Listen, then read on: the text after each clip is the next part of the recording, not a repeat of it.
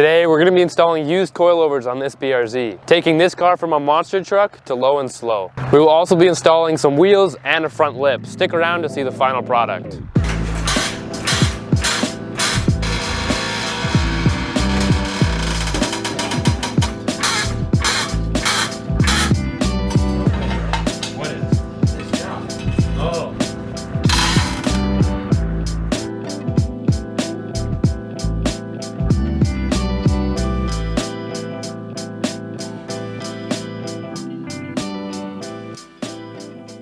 Personally, I think buying used coilovers is a great idea, as long as you know what you're buying. With these coilovers, I have no clue how many kilometers are on them, but they only have one crash.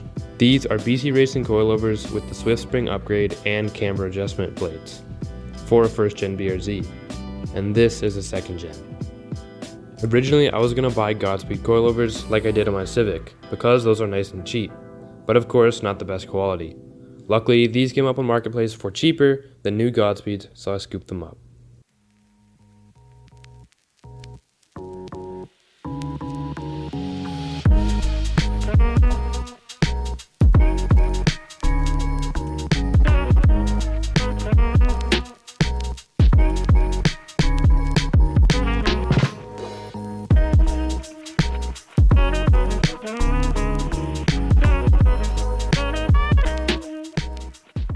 Now that we have the fronts out, let's look at it.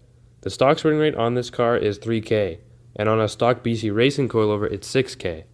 But with the Swift Spring upgrade, it's 8K, so it's going to be pretty stiff.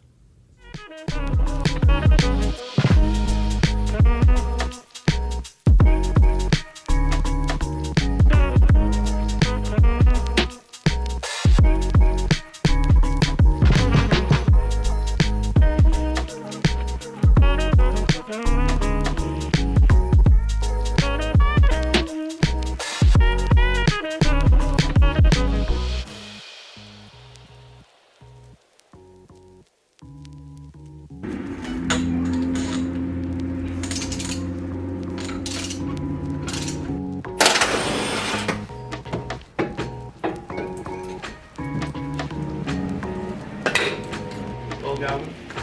How you doing? Oh, good.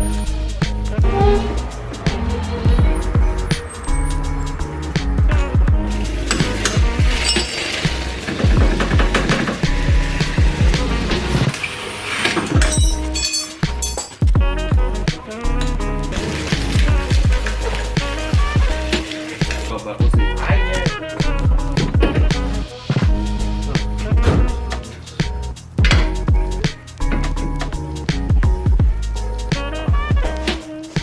One thing is that I don't have adjustable rear lower control arms for this car, which means I can't adjust camber in the rear. Luckily, the rear naturally gains camber when you lower the car, so I'm hoping that it ends up around -2 to -2.5 degrees, and no matter what it ends up, I'm going to do -0.5 more in the front. So the coilovers are on, and it's finally time to do a wheel reveal. So these are Avid AV06s, which is a fancy way of saying TE37 reps. These are 17s, which is a pretty controversial size on this car. The only reason I really bought 17s is because the stock tires were 17s, so I could just swap those and use them on here. Unfortunately, they kind of have a stretched look to them, which I don't really like. I'd like a more meaty setup, which is when a 17 actually looks appropriate on this car. So all I gotta do is just burn these tires off though, and then I can put that meaty setup on here.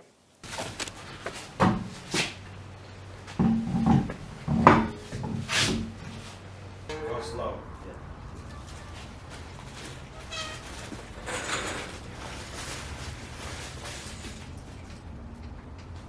Or did you go down at all? Okay, we're filming. Oh my gosh. See, it didn't. Oh, okay, that went down. Oh, that's going down a lot.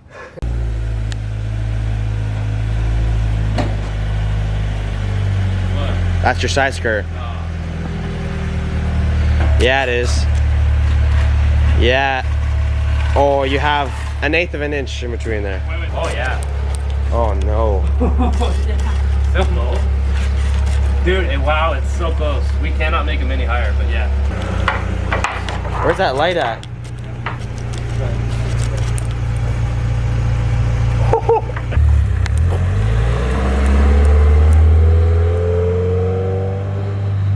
right, the car is all done now. It's all aligned.